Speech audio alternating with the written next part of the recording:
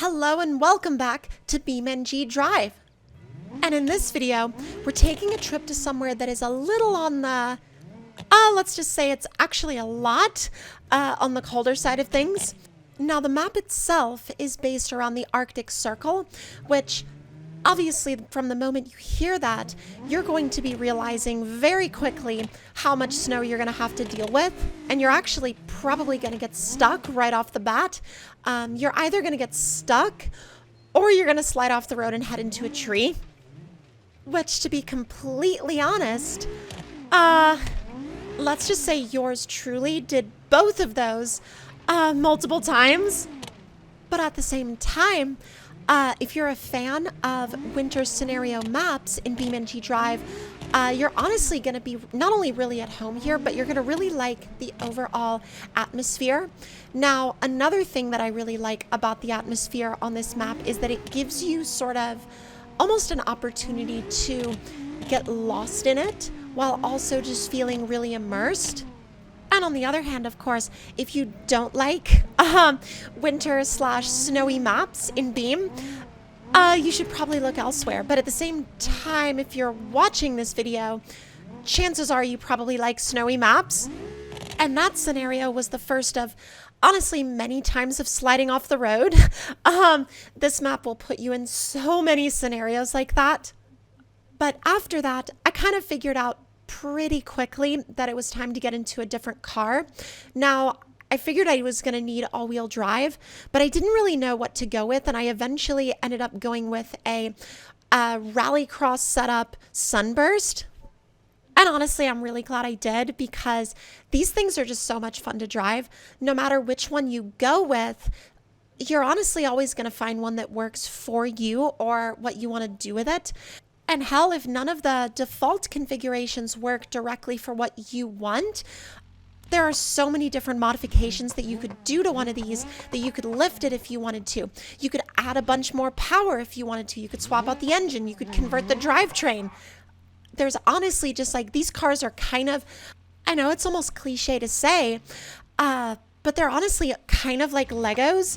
And I know a lot of people say that about a lot of different types of cars, and that's become such a cliche thing to say in the aftermarket community. It's like, oh, this car is like a Lego set, or this car manufacturer is like a Lego set. You can mix and match and blah, blah, blah, blah.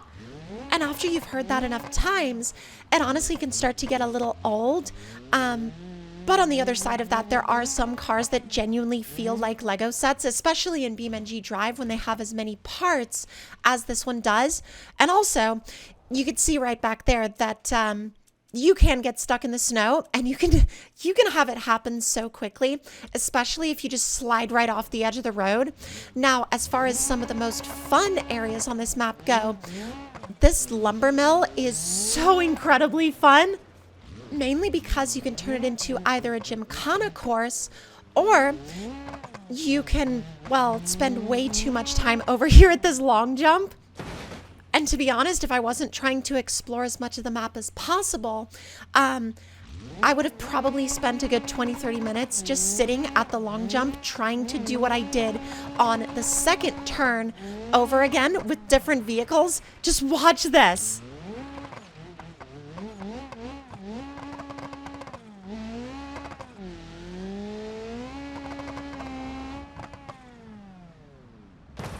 I genuinely promise that that was unplanned, like entirely unplanned. I just launched the car at that ramp and hoped for the best. Didn't even know the pole was there. And I was like, am I gonna smash into that pole? And then like literally less than a second later, I was like, this happened. But at the same time, I feel like that's how it kind of just goes with Beam sometimes, because Beam is so, honestly, Beam is just so like all over the place. And there's so many different things that you can find yourself getting into in Beam that honestly you could spend hours in it doing one thing and then switch vehicle types and, you know, play basically a different game for a whole nother hour. And actually with that, we're going to go back to the map again and jump on over to the off-road track. Now the off-road track is a lot. And honestly, I say it's a lot because honestly, you're just going to have to learn the layout before you do anything else. Because if you try to do literally anything else before you learn the layout, you're going to either be tumbling off of the side, or you're going to be smashing into a barrier, or you're just not going to know where you're going. And honestly, I also didn't entirely know where I was going.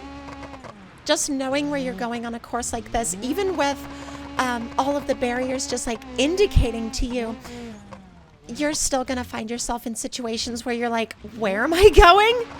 And before we go any further, yeah, I'm sure someone is going to say in the comments down below that that's because, well, I just don't know what I'm doing, and I'm horrible at the game, and I'm a horrible driver in general, and I should just, stop playing games altogether because, I could just honestly not have any idea at all what I'm doing, and I'm so terrible that my skill doesn't even meet the minimum requirements. And yes, I've legitimately had people say things like that in the comments before.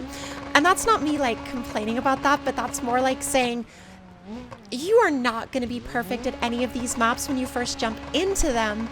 And like, if someone tries to get onto you and tries to like, I don't know, tell you that you're crap at a game or whatever, but you enjoy what you're doing, you're gonna learn it. I mean, hell, you might not be perfect at it right now, but that doesn't mean you're not going to learn it more in the future. I've never understood that mentality of, seeing someone's first attempt at something and going, haha, you're bad, you should quit now. Because, honestly, if we all thought like that, primarily you would no one would ever try anything new, because if a requirement for trying something new was to already know it and already be good at it, then nobody would ever learn anything. And of course, speaking of learning things, welcome to the ice track, where essentially all of your anticipations of knowing what you're doing fly out the window, and the game laughs in your face. And I'm not saying that it's necessarily a bad spot on the map.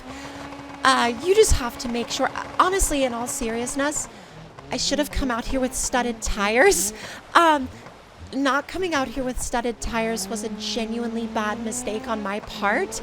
And I'll probably come back here in the future with something that actually has proper ice tires, because if I came out here with something that had ice tires, it'd probably be a hell of a lot better of an experience. Honestly, it'd be a lot better of an experience for everybody involved, including the car, because the entire time we were out here, honestly, this car was like fighting for its life the whole time. It may not entirely look like it, but y'all, this thing was fighting for its absolute life out here. And sure, I could have picked a better vehicle. I could have picked a side-by-side with ice tires. I could have picked a truck with ice tires, but I don't know.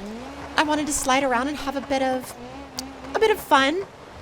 Of course, to be honest, I did not anticipate the amount of sliding I was going to do, which of course started out a little more tame, and then when I got out here, it honestly just turned into an absolute slide fest. So, and you'll see a little bit later on around the ice track that I just honestly just can't keep this thing on the track anymore, as you can, well, see from this adventure. And it turned into an adventure really freaking quick.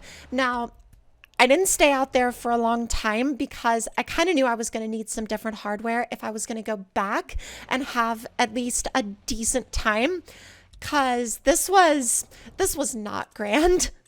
And the last thing I wanted to do was I wanted to check out the city.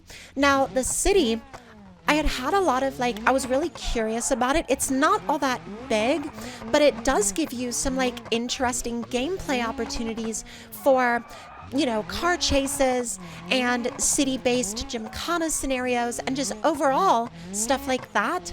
Now, I did find a chase mission, which I decided to jump into, and then I realized it was not going to take me very long to actually get it. And the reason being was honestly because they honestly just made it way too easy.